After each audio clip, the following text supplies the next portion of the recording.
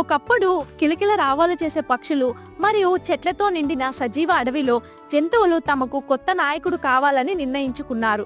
వారి మునుపటి పాలకుడు తెలివైన ముసలి మరియు సింహం చనిపోయారు. ఇప్పుడు జంతువులు తమకు మార్గనిర్దేశం చేసే వారిని వెతుకుతున్నారు.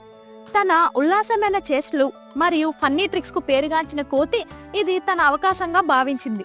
అతను ఎత్తైన చెట్టు కొమ్మ పైకి ఎక్కి ఈ అడవికి నేనే ఉత్తమ నాయకుడిని అని నిరూపిస్తాను అని చెప్పాడు. జంతువులను ఆకట్టుకోవడానికి అతను అద్భుతమైన ప్రదర్శన ఇచ్చాడు. అతను పల్టీలు కొట్టాడు, చెట్టు నుండి చెట్టుకు తిరుగుతాడు మరియు ఇతర జంతువులను అనుకరించాడు, అందరినీ నవ్వించాడు. కోతి హాస్యానికి మంత్రముగ్ధులైన అడవి జీవులు చప్పట్లు కొట్టి ఆనందించాయి. అతను చాలా వినోదాత్మకంగా ఉన్నాడు అని వారు చెప్పారు.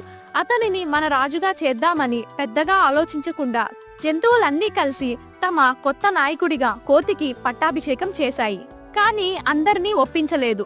నక్క తెలివైన మరియు గమనించే కోతి చేష్టను సందేహాస్పదంగా చూసింది. ఒక నాయకుడు మనకు కేవలం ఉపాయాలతో నిజంగా మార్గనిర్దేశం చేయగలడా అని నక్క ఆశ్చర్యపోయింది. రోజులు గడిచాయి మరియు కోతి పేద నాయకుడిగా నిరూపించబడింది. అతను జంతువుల ఆందోళనలకు పరిష్కరించడం కంటే ఆటలు మరియు ప్రదర్శనతో గడిపాడు.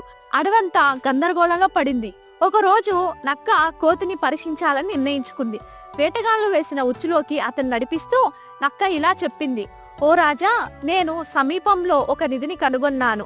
మీరు మా నాయకుడిగా దానిని అడవి కోసం క్లెయిమ్ చేయాలి అని చెప్పాడు. మరోసారి ఆకట్టుకోవాలనే ఆతృతతో కోతి తనిఖీ చేయకుండా నిధి అని పిలువబడే వైపు దూకింది. అతను సరిగ్గా ఉచ్చులో పడిపోయాడు. జంతువులు చుట్టూ గుమ్ముగూడాయి. తమ రాజు పట్టుకుని నిస్సహాయంగా ఉండటం చూసి ఆశ్చర్యపోయారు.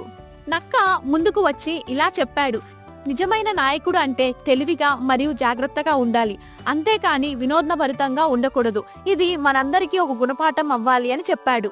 తమ తప్పును గ్రహించిన జంతువులు కోతిని విడిపించాయి, కానీ అతనిని తమ నాయకుడిగా తొలగించాయి.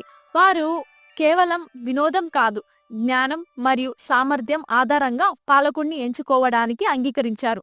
ఈ కథ యొక్క నీతి ఏంటంటే, నిజమైన నాయకత్వానికి వివేకం మరియు బాధ్యత అవసరం. కేవలం ఆకర్షణ లేదా ఉపాయాలు మాత్రమే కాదు.